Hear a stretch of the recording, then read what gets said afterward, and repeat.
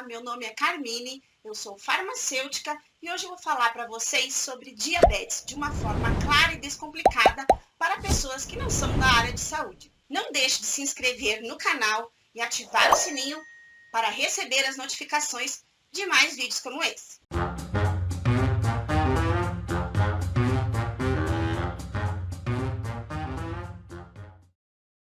Existe hoje, no mundo, mais de 460 milhões de diabéticos, 163 milhões só no Brasil. E aproximadamente 135 mil pessoas morrem por ano decorrentes de complicações do diabetes. Lógico que, depois de 2020, esses números com certeza aumentaram, porque o diabetes dobra o risco de complicações decorrentes de vírus. Vamos lá, eu vou falar um pouquinho para vocês, primeiramente, do que é a diabetes, tá? Então, a gente fala muito de diabetes, diabetes é açúcar no sangue, né? Então, como é que ele é causado, o que é essa doença e como que funciona de uma forma que vocês consigam entender. O diabetes, ele é o excesso de glicose, que é o açúcar provindo da alimentação, no sangue. Como que a gente utiliza e como que ocorre o processo de aproveitamento dessa glicose e por que ela aumenta no sangue? Isso eu vou explicar um pouquinho para vocês. Então, a gente vai lá, a gente come um alimento que é rico em carboidrato.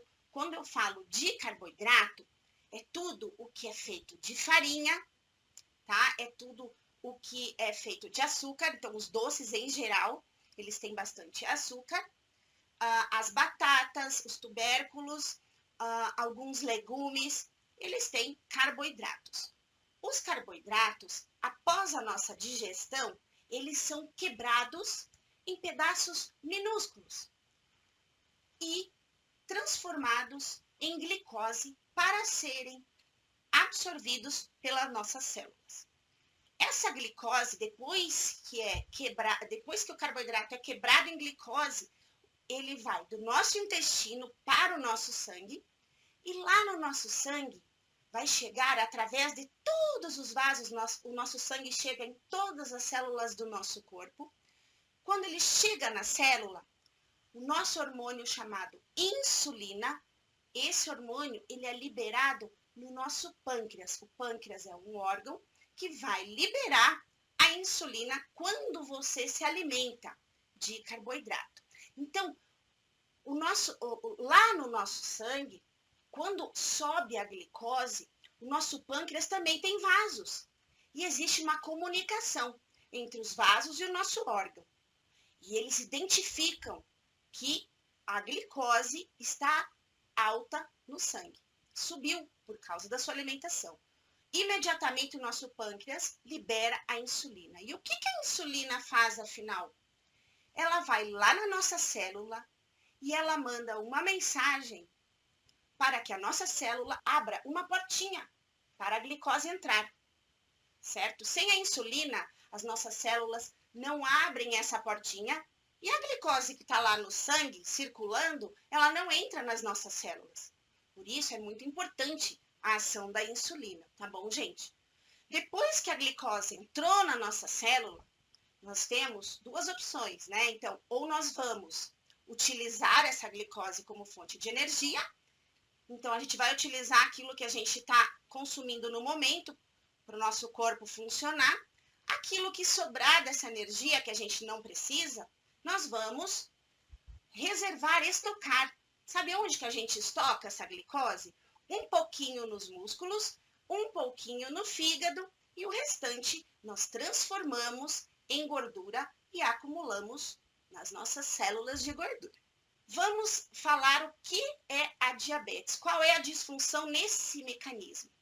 Então, existem dois tipos, na verdade existem vários tipos de diabetes, mas os que acometem com uma maior proporção é o diabetes tipo 1 e o diabetes tipo 2. O diabetes tipo 1 é chamado de diabetes juvenil, na verdade é uma doença que já aparece na juventude ou às vezes até mesmo na infância, em que há uma deficiência na produção da insulina pelo pâncreas. tá? Então, a pessoa não produzindo insulina, a glicose não vai entrar nas nossas células, ficando com uma concentração muito alta no sangue. Ela é geralmente de origem autoimune e acomete apenas 10% dos diabéticos. O diabetes tipo 2, que é o mais frequente e o maior, ele tem duas origens. Uma é a origem genética, em que há mutação de proteínas que fazem o aproveitamento da insulina. Ou seja, nós temos várias proteínas, essas proteínas, vamos dizer assim, elas comandam aquelas ordens na célula. A insulina, ela tem que se ligar numa proteína que vai fazer ela entrar, se liga em outra, que vai dar o sinal para a portinha abrir. Se uma dessas proteínas ela é feita de forma defeituosa pelo nosso corpo, e aí que está a mutação genética, nós, mesmo que a gente consiga produzir a insulina, a nossa célula não vai abrir a portinha para a glicose, tá bom? E a outra situação, que é a maior e grande parte da causa da diabetes tipo 2, é o excesso de peso, a obesidade, que é causada por fatores que são o sedentarismo e a má alimentação, o excesso de peso. Como que isso, por quê que obesidade vai, o que vai fazer lá no mecanismo dar errado? Qual o problema de você ser obeso? Então, quando a gente está acima do peso, a quantidade de gordura circulante no nosso sangue é muito mais alta.